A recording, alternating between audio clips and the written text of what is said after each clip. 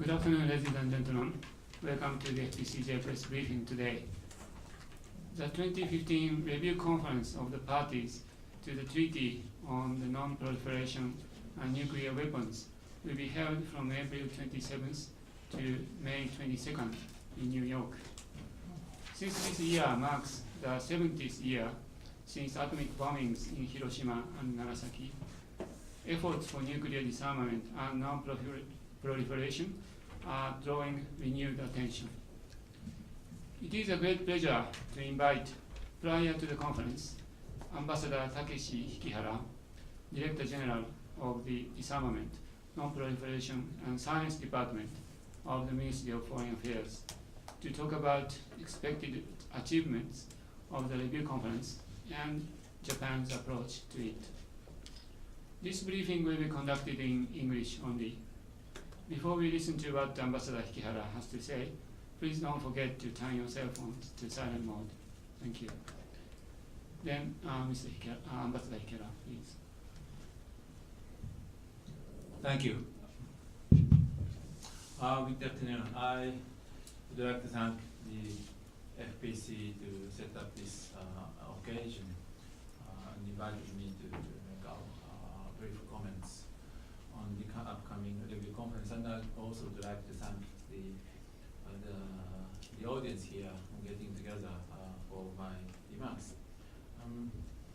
I'm happy when I'm faced with a large audience because that shows that my subject are getting wide attention. And I'm also happy when I'm faced with a relatively small number of people because I suppose that you are the more knowledgeable, qualified audience. So I have to be very careful. As the presenter said, this year is a very particular year, a particular milestone year for the disarmament and non-proliferation. We are going to have once in a 5-year conference, the review conference of the NPT, and at the same time, it marks 70 years from the atomic bombing in Hiroshima and Nagasaki. I suppose that there is nobody in this room who was born 70 years ago. I was not born. It's a long time ago. And I noticed that the American director, George Lucas, was actually born. He was a newborn baby 70 years ago, and now he's 70 years old. And he directed his first Star Wars movie some 40 years ago. And now we are actually discussing about the security in the outer space. So 70 years is quite a long time. I would like to, this is the outline of my presentation today. First, I would like to make the brief overview about the current situation of the nuclear arsenal in the world. Then a quick overview about the NPT. Maybe it is not really necessary for you, but I think it might be helpful to quickly review the main pillars of the treaty and the significance that Japan has to it. And then I will try to summarize the current discussions on the issues, the difficult issues surrounding the NPT in the lead up to the review conference. And finally, I would like to explain Japan's position about the review conference, our basic recognition, our policies, and concrete priorities and propositions.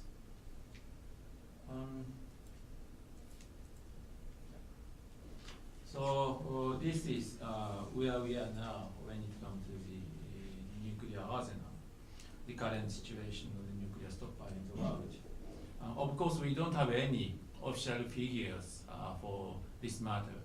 So I drew up this sheet of paper mainly based upon a very famous institute in Stockholm, specifically. They are maybe most dependable source for this matter. In total, we have still something like 16,000 or 70,000 nuclear warheads in the world. And the nuclear weapon states, the what we call N5 countries, often argues that this is a great achievement that we have now only 16 or 70,000 warheads, because it shows something like 80% reduction since the peak in the Cold War era in the mid 80s, where the world was stuffed with something like more than 60,000 warheads in the world. But obviously, 16,000 is not at all a small number, not at all. And on top of that, as you see on this map, there are, on top of the 5 legally recognized nuclear weapon states, we observe a number of countries who has come to possess nuclear weapons, or who are actually trying to develop the nuclear weapons. And against this situation, how our NPT is functioning, how is the situation surrounding the NPT? The NPT entered into force in 1970, and the number of the contracting parties to this treaty have been increasing steadily. Actually, as it stands now, it has the 190 countries who have joined this treaty. So I should say this number is the second largest number after the UN Charter, and unfortunately we have got some very unfortunate exception like India, Pakistan, or Israel, but and North Korea claimed that they have withdrawn the treaty some years ago, but still we really think that this is a real, most fundamental cornerstone for the disarmament and non-proliferation and for sustaining the international peace and security. And there are the 3 pillars of the NPT, as you see on the screen. Preventing the spread of nuclear weapons to non-nuclear weapon states. So this is non-proliferation, and advancing negotiations on nuclear disarmament among the nuclear weapon states. So this is disarmament.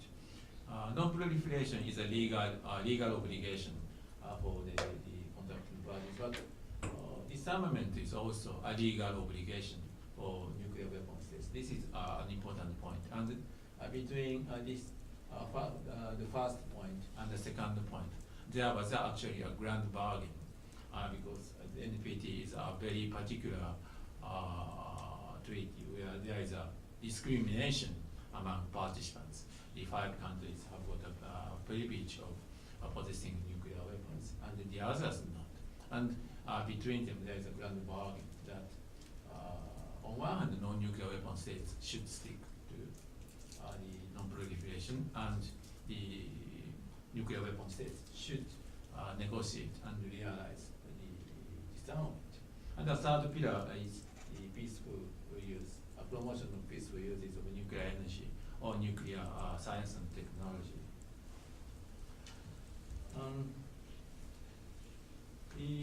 The NPT has got no very formal structure. There is no any secret target, but we have got a review mechanism, the NPT review conference, which is held every 5 years.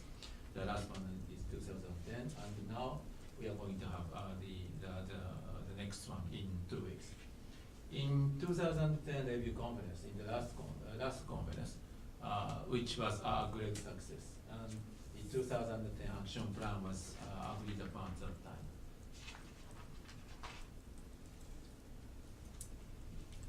This is the basic position regarding the NPT. As I mentioned, the NPT is a cornerstone to sustain international peace and security, and it is now faced with multiple challenges, and there is a real risk that the effectiveness of this treaty would be jeopardized. So we really have to make a continuous, very strenuous, continuous effort to maintain and strengthen the balance, the regime. And for that objective, it is very important to achieve balanced progress on all of the three pillars that I mentioned: disarmament, non-proliferation, and the peaceful use of nuclear energy. I said that the NPT represents a real cornerstone for international peace and security, and it is all the more true when it comes to our region, the East Asia, because there is uncertainty when it comes to the security situation in East Asia, and also the NPT represents a very important legal foundation for urging North Korea to abandon all nuclear programs and the existing nuclear arsenals. The upcoming review conference will provide an opportunity to strengthen the NPT regime, to improve the international security and regional security environment, and to eventually achieve a world free from nuclear weapons.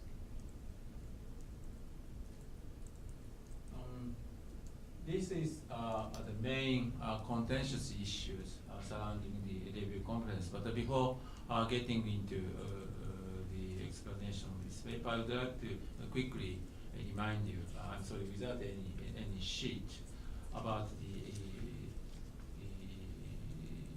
the achievement that we have done 5 years ago in the form of the 2010 action plan. Actually, 5 years ago, things seemed a little bit different because after rather long stagnation about disarmament, the mood has been very quickly changed 5 years ago. For instance, the speech, a very famous Prague speech was delivered by the President Obama, and the nuclear security summit was kicked off the next year, 2010, and there was the signing of the New START Treaty, which is a very important step forward for the disarmament between Russia and the United States. We had got a very tense negotiation in the 2010 review conference, and finally successful in agreeing upon really a groundbreaking and historical 64-item action plan, which covered actually all the three pillars of the NPT. It reaffirms the unequivocal undertaking of the nuclear weapon states to accomplish the total elimination of the nuclear arsenal. There is a very strong reference to the humanitarian consequences of nuclear weapons that I'm going to explain a little bit later in the context of the coming review conference. And this plan called upon the nuclear weapon states to promptly engage in concrete nuclear disarmament measures, reducing stockpiles and diminish the role and the significance of nuclear weapons. And it also requires to the nuclear weapon states the transparency, the regular report on the undertakings in disarmament, and it put vital importance of the early entry into force of the CTBT and the urgent necessity of early starting of negotiation on FMCT, etc., etc. So we really had a very good complete set of actions in the form of 2010 action plan. And now, the 5 years later, we are faced with lots of problems, lots of difficult issues surrounding the review conference. I picked up the 4 of these issues. The first one is Middle East issue.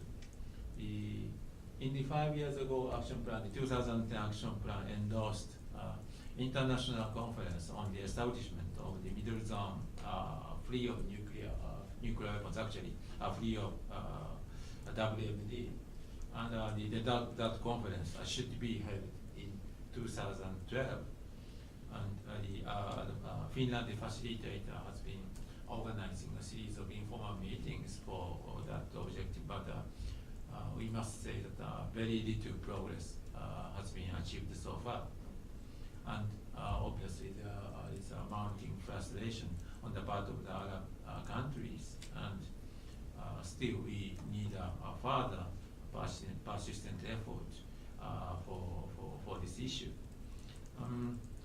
I personally feel that now we are now observing a kind of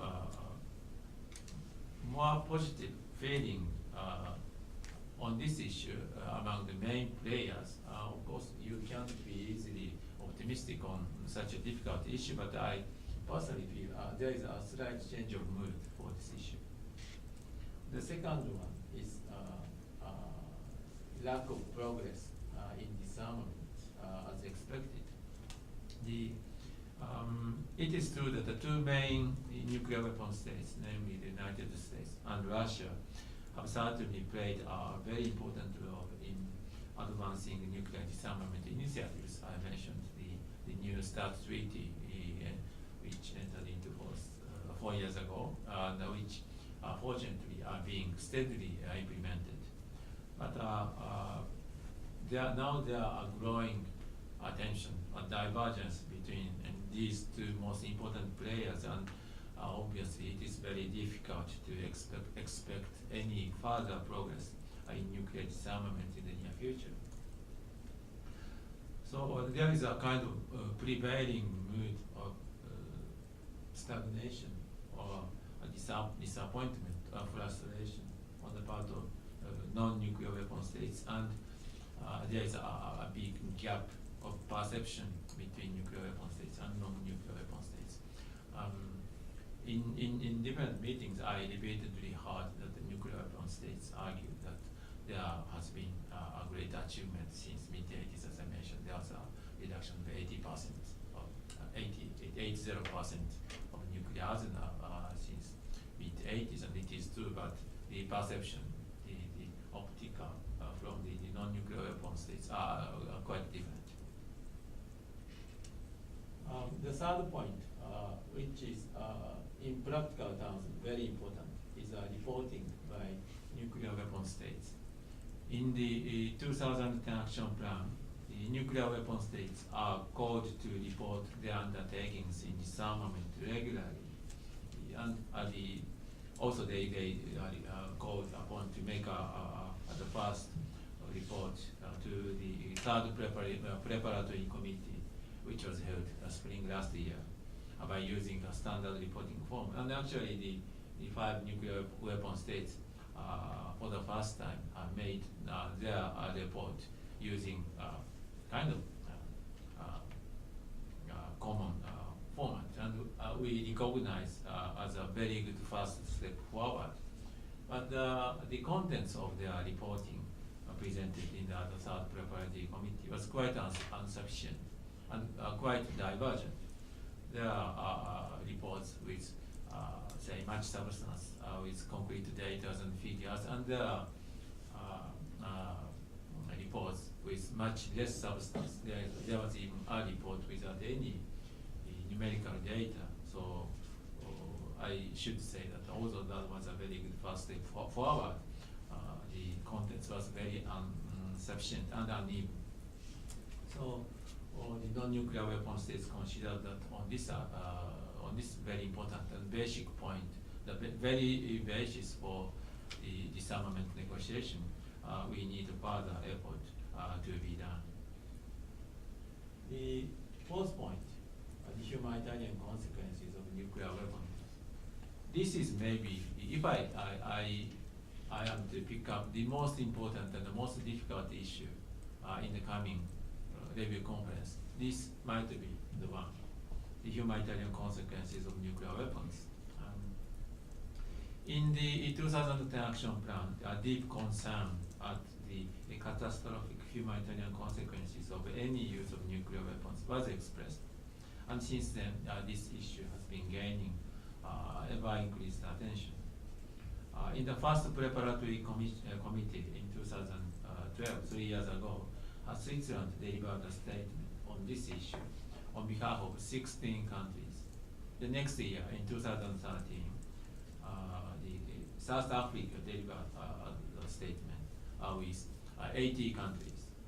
And last October, the New Zealand delivered more or less the same kind of joint statement, but this time with 155 countries behind it.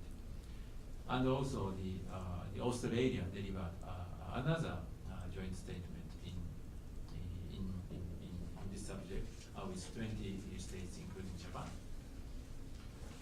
And in addition to this series of statements, there has been conferences on humanitarian impact of nuclear weapons. The last one was held in Vienna last December, hosted by Austria and the United States and the UK. Japan was in the conference, we participated, but the United States and the United Kingdom, two nuclear weapon states, participated in this Vienna conference for the first time.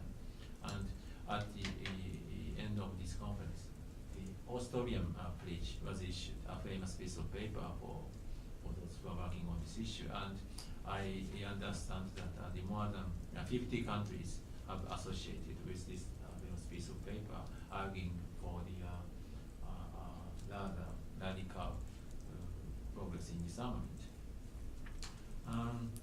And we observed that there is a clear difference of opinion, the clear difference of sensitivity on this humanitarian consequences issue, especially between nuclear weapon states and non-nuclear weapon states. And also between different non-nuclear weapon states, there are differences of opinions. And this situation is very unfortunate because it is very clear this is a humanitarian issue, the use of nuclear weapons, and take enormous, devastating humanitarian consequences. And the Japan is maybe the country which understands best on this issue.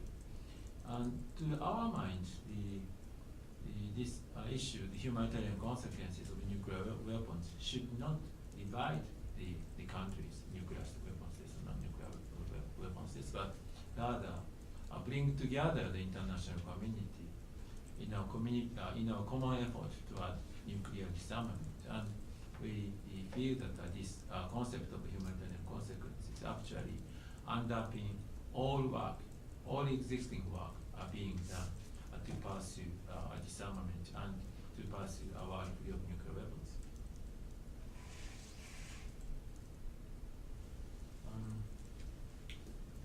I have to conclude my maximum 5 or 6 minutes, so I'll try to be brief. This is the Japan's position regarding the upcoming 2015 review conference. Any review conference is expected to review the implementation and agreed upon a new document for the next 5 years. But as I mentioned, there are lots of difficult issues surrounding this coming conference, so we need a really strenuous effort. And in that context, last autumn, Japanese Foreign Minister Kishida published an article in the Foreign Affairs magazine entitled 70 years after Hiroshima and Nagasaki toward a world free of nuclear weapons. And in that article, he pointed out, as mentioned here, the important two principles or two recognitions where we have to start. The first is a clear understanding of the humanitarian impact of the use of nuclear weapons. And the second, an objective assessment of the state of the international system, which is facing increasingly diverse nuclear or security risks. And based on these two principles, our foreign minister proposed that our efforts should be oriented toward 3 types of reductions. Reductions in the number of nuclear weapons, reduction of the role of nuclear weapons, and reduction of the incentive for possession of nuclear weapons. He also at the same time proposed that these efforts should be oriented toward 3 preventions. Preventions of the emergence of nuclear weapon states, prevention of the proliferation of nuclear weapon-related materials and technologies, and prevention of nuclear terrorism. And in more concrete terms, where we put the utmost priorities in the coming review conference, these are 6 or 7 points amongst them. I like them here.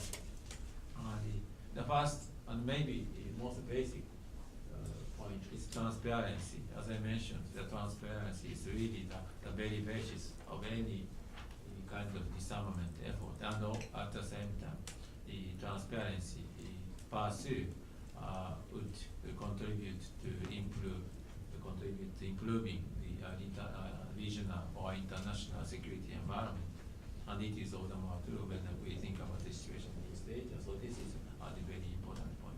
And in more concrete terms, we would like to pursue more substantial and periodical reporting on the part of nuclear weapon states about their disarmament efforts. The second point is further reduction of nuclear weapons and eventual multilateral disarmament negotiations.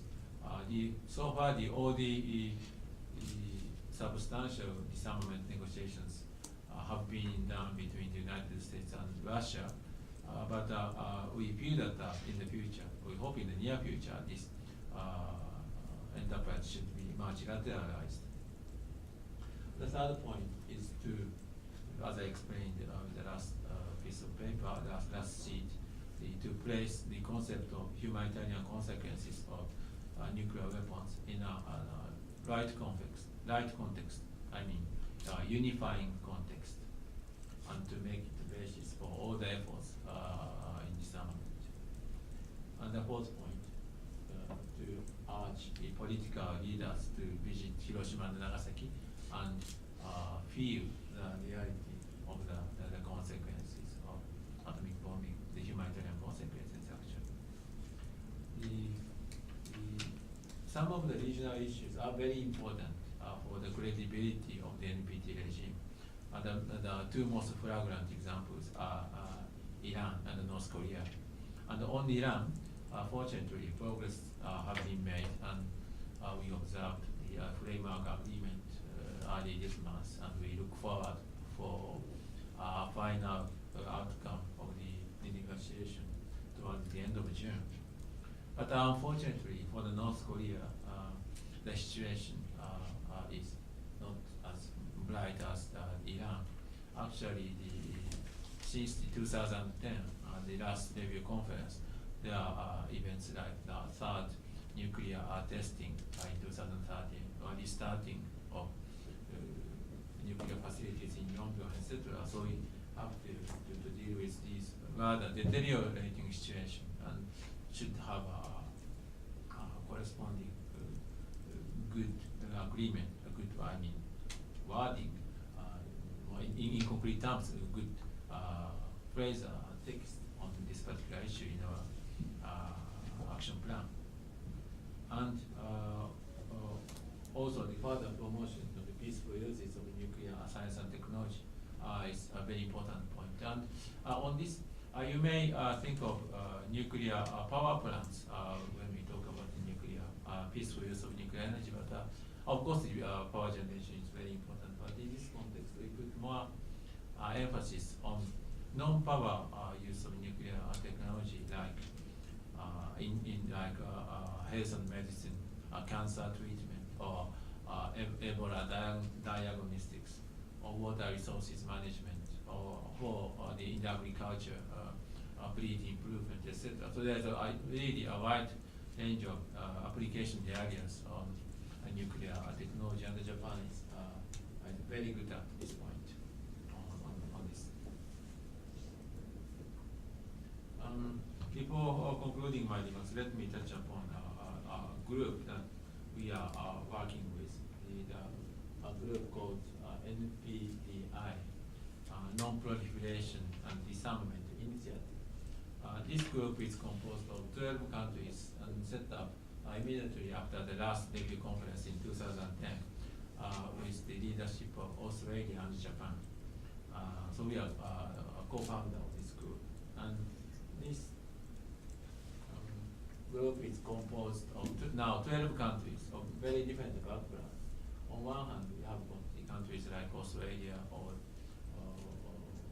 Japan, Germany, Netherlands, which are what we call umbrella countries, which are under extended deterrence in NATO or Japan-US security arrangements. And on the other hand, we have a number of non-alignment countries, including very radical, I don't know if the word is correct, countries like Mexico, who really pursue the quick disarmament, total ban of nuclear weapons.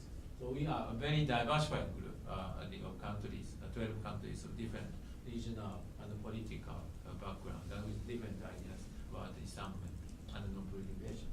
And we are having a very difficult discussions within our groups, but when it comes to a conclusion, we feel that this can, the conclusion of this group can serve as a basis for the discussion within the NPT, because it is already something that we have established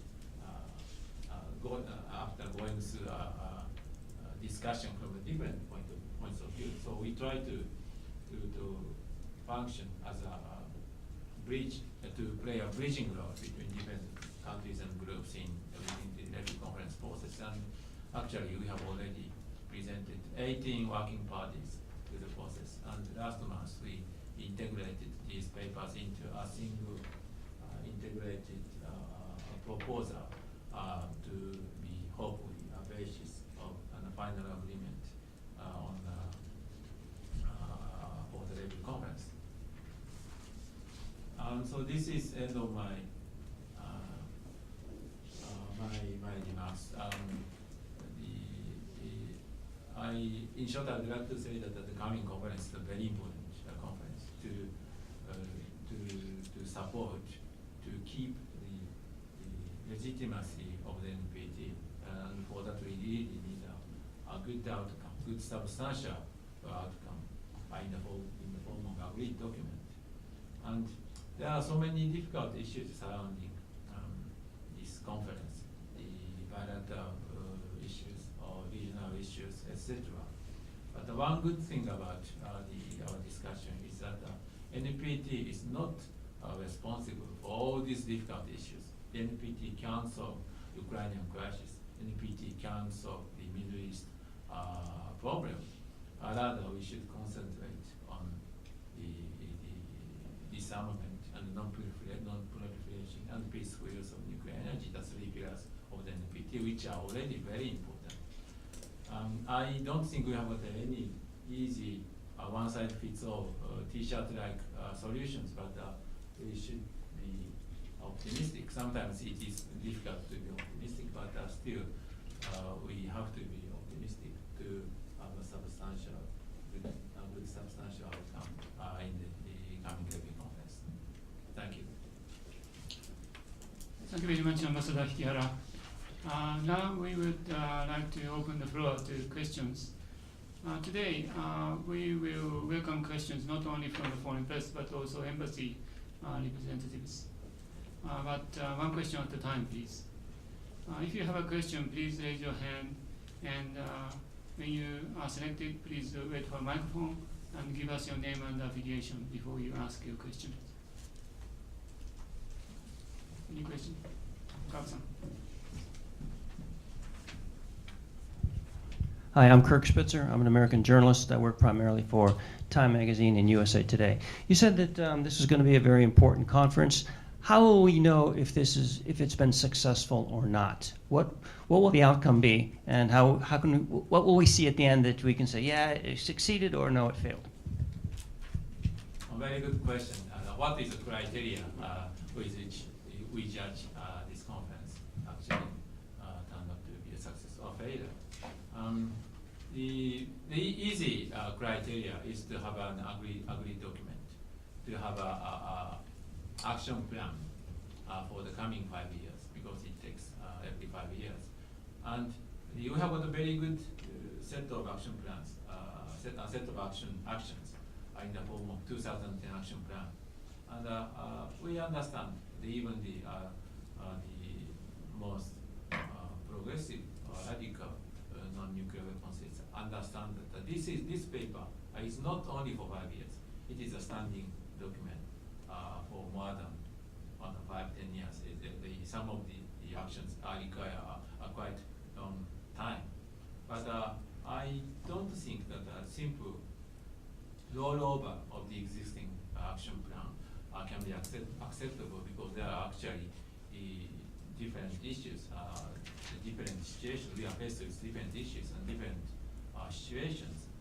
So we have to renew our commitment 5 years ago. In what form, I don't know. Having a supplementary volume of action plan or rewriting some part of the action plan, I don't know. But we should have some additional input into what we have achieved 5 years ago. And from our point of view, this additional element should be something robust and substantial. Specifically? If I pick up some of the most important points, for instance, transparency is very important. Transparency is important for the sake of NPT and for the sake of international or regional security environment. To have a good context on humanitarian issues is also very important. Any other questions? Yes. Anna Hamrick from the Swedish Embassy. Just wondering who will be leading your delegation? Our Foreign Minister Kishida should be there. Of course, he's not going to stay for 4 weeks, but he will be the head of our delegation in the first week.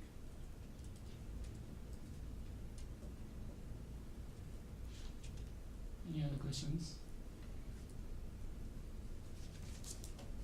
Yes, go. I'm sorry, you mentioned transparency, and I think I agree that that's really one of the keys here. But what would, give us a specific idea. What should we be looking for? What specific things should countries be doing to be more transparent? Are there any countries out there that you see that are better at it than others? Or are there any that, North Korea, for example, is not particularly a transparent country? Please give us some idea of specifics that you would like to see. In the context when, of course, we really yearn for the transparency from North Korea, but the unfortunately part of the story is that they are now not a member of the NPT, so we can't obviously discuss the transparency of the North Korea in the NPT context. In concrete terms, as I mentioned, the 5 N5 countries, nuclear weapon states, submitted their first reporting in 2013 with a set of criteria that has been agreed upon among themselves. And there are 2 or 3 elements that I'd like to pick up. Firstly, this reporting should be periodical. It should not be a one-time show. I don't know if it should be annually or every 2 years, I don't know, but it should be something periodical. The second is that it should be following a common criteria. And actually, in the 2010 action plan, the non-nuclear weapon states are required to make reports with a standard reporting format, a standard reporting form with concrete elements. So what we urge is to agree upon more substantial reporting form with substantial items, the number of warheads, number of number of missiles or other means of delivery, or the number of warheads dismantled, etc. So these are concrete elements, and numerical elements are required for the reports to be substantial.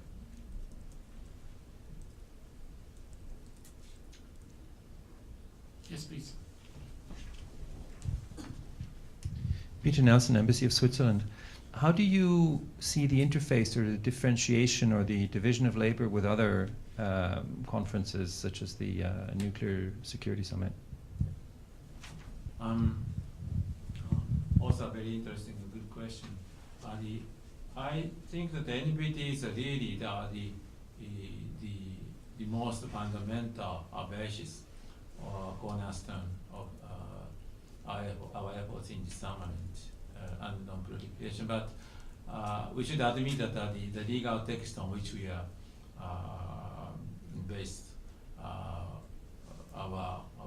which we base our efforts are something which dates 40 or 45 years. So there are new coming elements or nuclear issues the situations that we have to cope with new mechanisms or new settings. And I think in that context, the Security Summit was really was a good initiative which came in the right place in the right time. And there are other series of initiatives like PSI or the nuclear terrorism or the nuclear safety, etc. And so these are all complementary efforts, but at the basis itself is the NPT.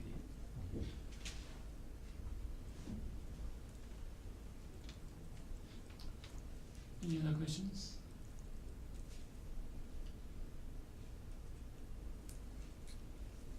If there's, you haven't, no? Okay. So if there's no more questions, I'd like to close today's briefing session. Thank you very much, Ambassador Hikihara. Thank you.